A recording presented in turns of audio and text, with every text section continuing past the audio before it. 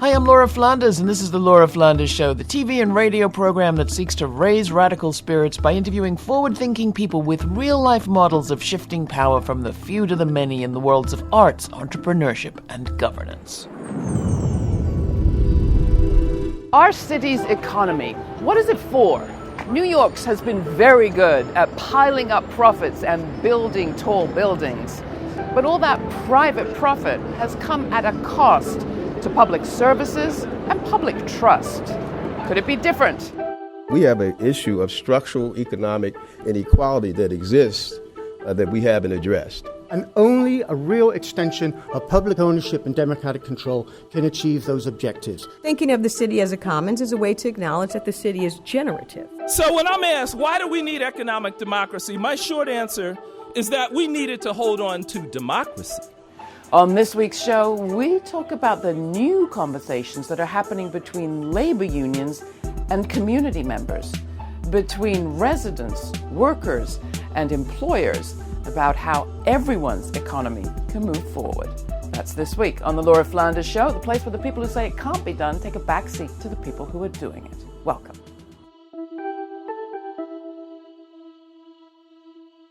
Interest in the question of the economy is growing, as evidenced by an oversubscribed conference held at what used to be the Murphy Center, now CUNY's newest college, the College for Labor and Urban Studies.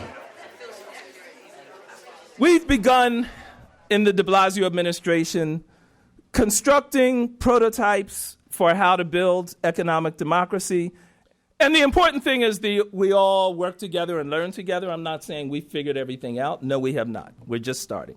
New York City faces the serious challenges of any major city, specifically when it comes to inequality and climate risk.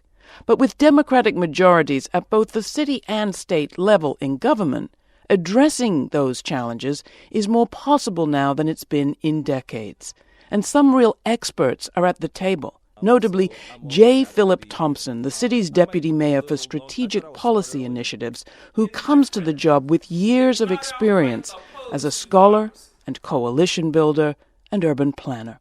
For all of us wanting economic democracy, honest dialogue and deep unity across race and geography, we need to have a rough level of equality and resources and capacity. What attracted you to working in New York? What's distinctive about New York City and its capacity to advance economic democracy? Well, New York has always been a leader in innovation, but also in people's movements. The reason we had created the City University of New York, which until the 1970s was free, was because of immigrant movements fought for that in the 1930s and won it. The reason we have the largest public hospital system in the country is because people fought for that and instituted it. The reason why we have public housing was originated in New York, in the Lower East Side, because people fought against slum housing. And these programs created the great middle class that America takes great pride in, but it actually came from these kinds of initiatives and these kinds of struggles. What do you lift up as the economic democracy initiatives that you're most proud of here in the city so far? Well, we are struggling with this, but one of the things that we're working on is actually using the institutions that I mentioned as anchor institutions. The hospitals alone in New York spend $12 billion a year buying goods and services. Why can't we use some of that $12 billion spend to build firms that are democratically run and controlled, that have the welfare of the community and their workforce as a priority, companies that actually have a civic core to them? Why can't we build those kinds of companies? Because around the world, there are plenty of examples. The idea that the private economy will take care of everyone's prosperity and all you have to do is leave it alone is a myth. And what we're really saying is local government has to step up, and we actually have to plan and ensure that our dollars, our public dollars, are being used in the best possible way for the residents of this city. And that means building companies that are responsive to the people of this city. One of the many ways people are approaching economic democracy is through the city's healthcare budget. A group of advocates organized to approach the state legislature, myself included as I was serving as the chair. Roger Green, Executive Director at the DuBois Bunche Center for Public Policy, speaking at CUNY's School of Labor and Urban Studies, Our Economy Conference this May 2019. Of the Committee on Children and Families to create a new institution in Brooklyn, which we did, a children's psychiatric hospital built at a cost of about $54 million, state-of-the-art institution. Just incredible space. And the medical director turns to me and he says, well, there's one problem. The children, they don't want to go home. And that was my epiphany. We have an issue of structural economic inequality that exists that we haven't addressed. We spoke to former New York State Assembly member Roger Green about his vision for transforming this, the largest sector of New York's economy. Let's talk macro to begin. Where do you see the connections between the economy and healthcare? Well, in New York City and New York State, healthcare is the largest sector, and so, what we're looking at is the anchor institutions, particularly in Brooklyn, being leveraged to address the structural economic inequality that has plagued Central Brooklyn for some time. Huge contracts are given to major corporations, bypassing the local economy, which is struggling with wage insecurity, asset depression, population displacement, and all of that could be addressed if, in fact, the healthcare institutions themselves started to redirect their contracts back to the local economy. By redirecting those contracts back to enterprises that organize as in a democratic way with workforce democracy, unionized worker co-ops, we address two things. Number one, we provide a living wage, but also a broad-based profit sharing. The third thing it would do is it enhances the civic infrastructure of a community by having people within those enterprises actively engaged in the practice of democracy. We think that's important also. We have a silver tsunami coming in New York, where 1 in 5 New Yorkers will be elderly in need of home care. Home care workers right now are paid minimum wage. They're poorly trained. They don't know how to keep people out of hospitals because they're not trained to do that. So one of the initiatives we have as a city right now is a working group on long-term care, and we are really trying to model how do we bring together home care providers, unions, community groups together to say how do we create a long-term care system that works better for workers, better for patients, it saves government money by keeping people out of emergency rooms, and can be transformative. And for us, that is modeling economic democracy. One route to economic democracy is through worker ownership, and New York is home to the largest worker-owned co-op in the country, Cooperative Home Care Associates in the Bronx.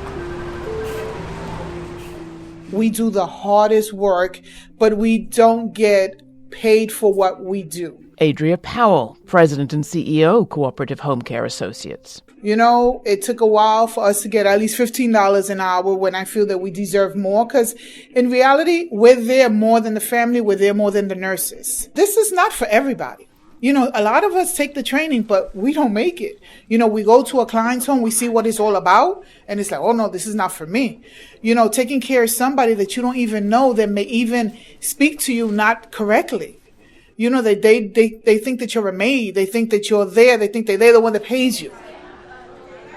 I think everyone should be a worker's owner because it's a lot to go with the check. It's a lot of perks. You can actually say, I own one piece of cooperative home care. Because remember, home care, the pay is low. So any type of dividend or any type of extra money that you get, it's a blessing. So Cooperative Home Care Associates is a worker-owned cooperative. Lynn Benander, President, Co-op Power. Which means that anyone who works for the cooperative can also be an owner, but you're not required to be an owner. Being a worker-owned cooperative is one part of our model. I think in general, having a culture around participatory management and an open door policy where we want workers to come in and express what's going on for them in their jobs, in their communities, is also part of this equation. and respecting and valuing the workforce and understanding that we need to invest in the workforce for them to have quality jobs so that they can go out and provide the kind of care that some of New York's most vulnerable populations need. Today in 2019, we have over 2,100 home care workers, and Cooperative Home Care is the largest worker-owned cooperative in the United States.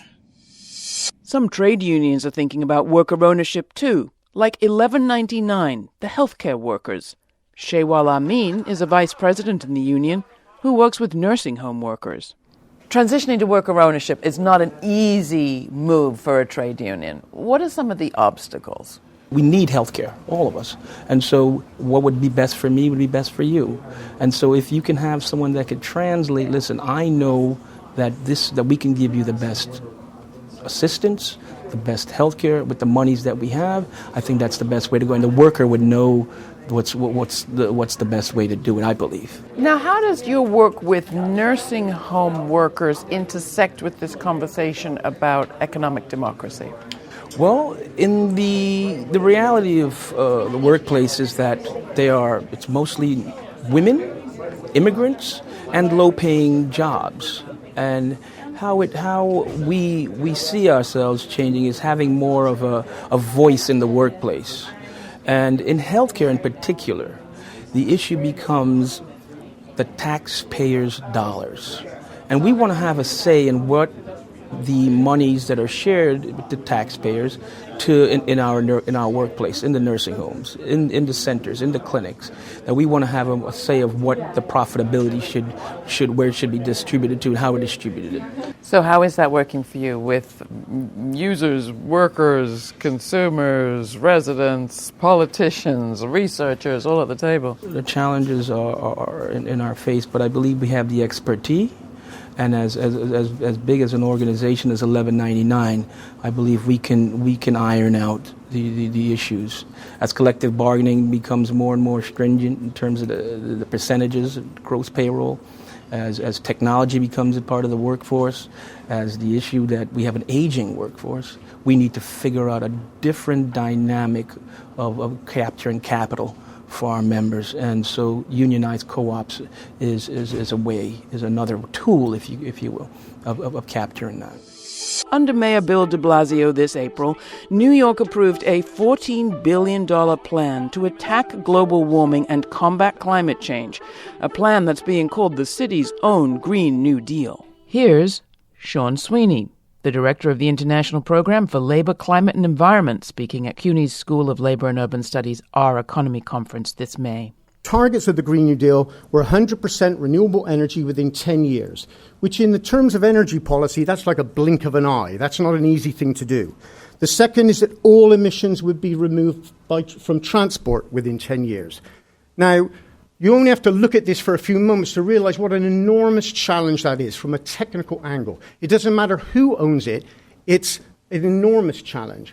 But if it's left to investor whims and scruples, essentially we have no chance. Even with full economic democracy and public participation, that will be a difficult task. But that is our task, it's our historical opportunity, and it's our responsibility to rise to that task. You have a major investment about to be made in the name of the city around the Green New Deal. How are you in the administration working to ensure that the benefits of that investment are equitably distributed? Almost a quarter of the city's energy is going to close in about 3 years. J. Phillip Thomson, Deputy Mayor for Strategic Policy Initiatives, the City of New York.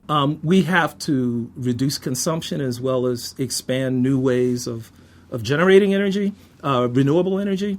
And so that means we're going to have a retrofitting program for buildings to reduce energy consumption. We have 900,000 buildings in New York that need to be retrofitted ultimately. So we're talking about jobs for a generation. So one of the things we're working on are ensuring that our most at-risk young people who live in public housing, people in low-income communities, actually get the training that they need so they can be the next generation of green architects, green carpenters, green engineers, green laborers, HVAC workers, etc. That's one. The other thing is we can have microgrids that produce energy on a local basis that are community-owned. The question of community ownership is being raised right now around a 95-acre site that holds the Brooklyn Navy Yard. One of the community groups, Uprose, is calling for the whole thing to be an energy co-op to benefit community members. My name is Lynn Benander, and I am the president of Co-op Power and also the fund manager for the People's Solar Energy Fund. I get to talk to people about what their dreams and hopes are for how they want energy to happen in their community, what green jobs they want, what kind of investments they want to be making, what assets they want to own together. I am so excited to be working with leadership here in the city of New York because they're already doing things in a different way. They put out a request for proposals to put solar on the Brooklyn Army Terminal roof. It said, we want the power to go to low-income people in this community. And we're willing to reduce the lease payment if you'll give more of a discount to low-income community members. And we want Uprose to end up with some ownership of this project in the end. So you're talking about power, energy, electricity, and power decision-making. Yeah. And the power that comes from owning assets in a space. So co-ops, I mean, a lot of people associate the word co-op with their local cafe. Are co-ops really able to deal with energy production and electricity and solar power? Absolutely. So 75% of the land mass in the United States is served by electric cooperatives because when Roosevelt was president, he looked around and said, oh my goodness, this electricity is really changing how people can engage in their communities, but economically, and we can't leave rural America behind. Within 50 years, the entire rural America was electrified, and that's all by building cooperatives. Rebecca Lurie was one of the organizers of the Our Economy conference at CUNY. I think that with the hardship that we are all facing, every once in a while there's hope and compassion that gets breathed into the solution. And that's happening in different places. You know, one of the things you see about cooperative economics around the globe and historically is people study together and then they start a business. Or they start a business and they study together. So we want to give them more content to study with. We are putting together a zine along with the Bronx Co-op Development Initiative. And so there'll be something from every workshop that'll be written up by a student or community activist. So there's a way to bring this into the classroom. Folks are studying this. People are writing about it. But when I say it's plural.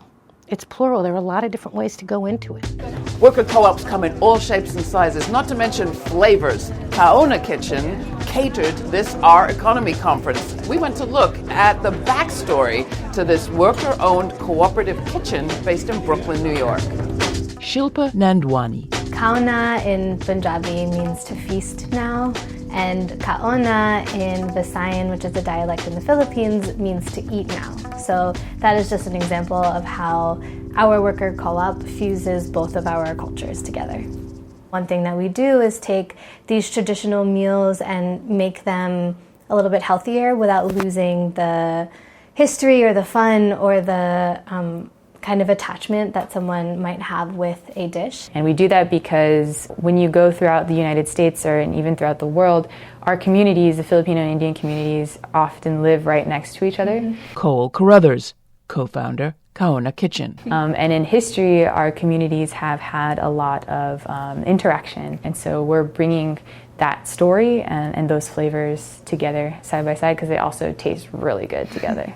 You know, I think more and more under like the leadership that we're in the United States and even across the world, we're seeing just like a heightened sense of repression against people who are working, who are going out there, sacrificing their health and they're trying to make a living in order to feed their families and then ultimately feed the nation. And so for us, being able to bring a whole new alternative of what economy can look like through worker cooperatives is really important because we see that the people who are making the decisions on where the profits go, who we cater to, for example, are they aligned with our mission and values are all really important, and we will always put people and our community before profits.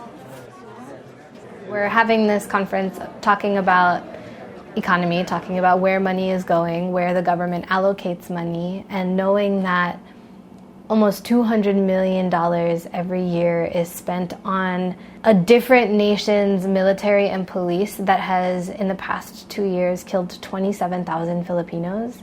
That is part of our conversation. There are so many other places that this money can go, and worker cooperatives is one of those. Creating solidarity economics is one of those. Education is one of those. Healthcare is another one. And so when we go to talk to our representatives who are supposed to be representing us, we are going as grassroots organizers, we are going as worker owners, we are going as people who are looking at the global effects of imperialism and of capitalism, and we know that just between the two of us doing this thing, that's not enough. So how many people can we reach? How many people can we convince and influence that these things are all connected and that we are stronger together? That is where our worker cooperative can go and is going. We're not just trying to be another catering cooperative. We're trying to be part of a larger movement. Capitalism has always piled up profits. The question is, what do they do with them? Industrialists in the 19th century and others invested in things like this, a public library to share some public goods for the benefit of everyone. What's happened to that concept? It's feeling increasingly relevant, but public goods and space and resources are increasingly scarce. Professor Sheila Foster at Georgetown Law is advancing the idea of something she calls a co-city. If we think about the commons, we think about the natural environment, our God-given world, the lakes, the trees, the hills, the oceans, etc. That's our traditional concept of the commons. It's something that we all own in common and that the government holds in trust for us. But when you come into a city, you see that the city is a highly privatized landscape, right? Although it used to be a common, let's say just land, people came on and they plopped their houses down, they plopped their businesses, and they bought things up. So how do you bring the concept of we all own something, this is all of ours, to a place that's highly privatized? So we see land trusts popping up in cities like New York City, like London, all over the world, really. And the other example I would give here in New York City is I'm involved in a project in Harlem where we're trying to create a broadband network using, again, the infrastructure of the city, connecting into that, creating a new technology that allows a disaggregated network to put the internet in people's hands at an affordable price in public housing and in other buildings in Harlem. Libraries, in a sense, were the 19th century innovation to try to expand education commons outside of private ownership.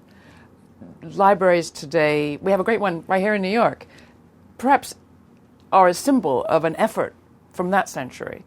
What do you think 100 years now might be from now might be the symbol of what we're doing today? It's a really good question. What is the innovation? I actually think it may not be a place, but a sense of how we operate as a society, more collaboratively. The one thing that's happening in the world is that cities are getting too big, right? And the communities are too diverse. They're becoming complex ecosystems. What that means is that it is, and we are seeing this, very difficult to meet the needs of different kinds of communities with a central decision maker, particularly when that central decision maker has its own pressures from special interests, and they're not always operating in the public interest. So I think what this pushes towards in the innovation of the 21st century that will last is to think in a more decentralized way. Resources and decisions, services and goods won't just come from a central place, but rather they'll be distributed. Is that the co-city that you're talking about? That is the co-city. The co-city is a co-created, co-produced, co-governed city. If you think about the innovation of participatory budgeting, so it's already happening where it used to be you had one budget and the city decided who got what. Now the city's saying we're going to decentralize that. We're going to set aside $1 million or millions of dollars and let these communities decide for themselves. Is New York alone? Is this initiative U.S. only? No, it's not U.S. only. So think about participatory budgeting. It started in Brazil, and now it's in cities all over the world. We're labeling it to say that look at what's happening and how do we scale this up. This is a model that we can think about governing and managing in a much more democratic, much more socially just way the resources that are ours, the commons. I reject the idea that labor quote unquote, sees the workplace as the primary place, because labor doesn't only consist of unions. J. Phillip Thomson, Deputy Mayor for Strategic Policy Initiatives, the City of New York. I would say that one version of labor thinks that workplaces are where all the action is. But I would argue that folks who've been fighting in civil rights, folks who've been fighting in the women's movement, they're also dealing with labor issues. And part of the problem in America has been the narrow frame that labor unions have taken, which have actually weakened it. So I think in order to really build a strong labor movement, the labor movement has to encompass women. It has to encompass people of color. It has to change its identity and its narrative. So what does that look like here in New York City, especially as you advance this economic democracy agenda?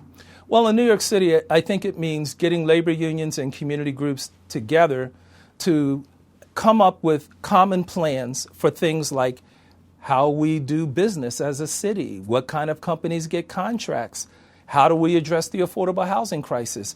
Can labor bring in some of their pension funds? Is there a participatory process so that members of unions and members of communities can work with the city and others to say, here's how we want to see those dollars utilized, because it's the people's money. I describe cooperative economics as two things. Rebecca Lurie, coordinator of the Community and Worker Ownership Project at CUNY's School of Labor and Urban Studies. Two things are required. Transparency with the resources, whatever they may be, and democratic decision-making. How do we really show up together? Well, if you have years of oppression and exploitation and suffering, you can't show up all that well. So we have to heal each other so we can show up, and that becomes part of democratic processes, is helping each other with our trauma.